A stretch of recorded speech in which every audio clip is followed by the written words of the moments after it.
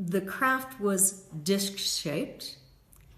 There was a row of windows on the forward edge of that disc. Betty and Barney observed a blue-white light shining through those windows.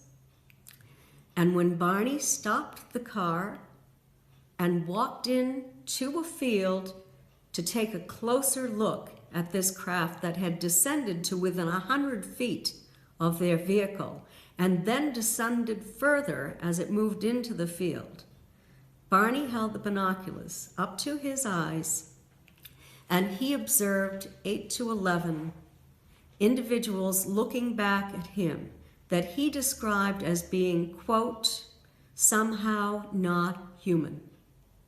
He said they were dressed in black, shiny uniforms. All but one moved away from the windows in unison, and their arms went up, and the craft then tilted toward him, and 2 little red lights started to extend out from each side of the craft. At this point, Barney believed that they had a plan, and that plan was to capture him. Something started to drop down out of the bottom of the craft. He became very, very terrified. He ran back to the car, screaming to Betty that they had to get out of there or they were going to be captured. He got into the car, which had been left running. The interior light was on at that time because Betty was in the car. It was parked directly in the middle of the road, and they went speeding down the highway. He told Betty to roll down the window to look up, and she looked up. She was expecting to see the lights from the craft. She did not see the lights. She said she didn't see anything. She later realized that it was directly over the top of their vehicle.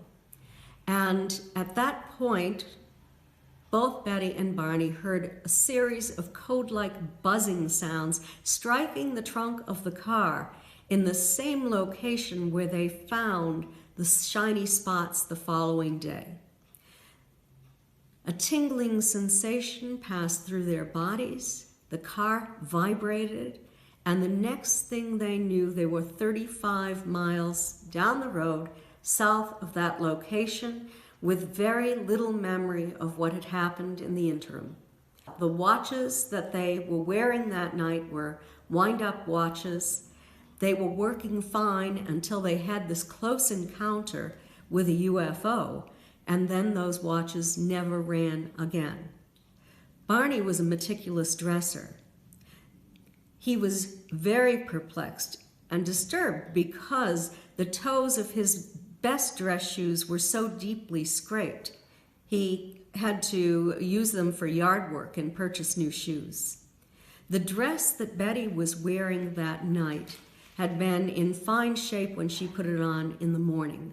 However, when she arrived home, the hem was torn down on one side, the lining of the dress was torn from waist to hemline, the zipper at the back of her dress had a 2-inch tear in the stitching and a 1-inch tear in the thick zipper fabric. She could not think of any kind of prosaic explanation to explain what had happened to that dress. She placed it in her closet, knowing that she would have to repair it. The next time she took it out, it was covered with a pink powdery substance.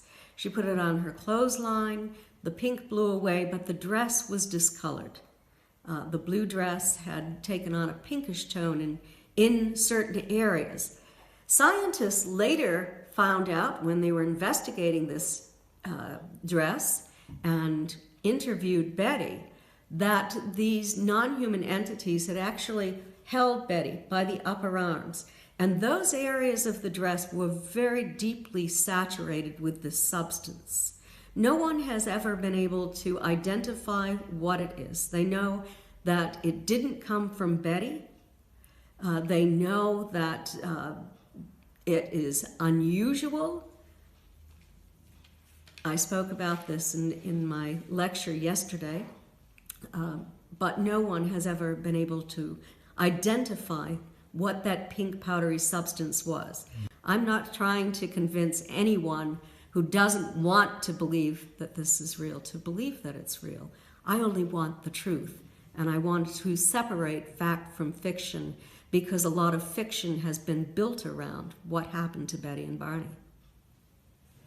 Thank you very much. You're welcome.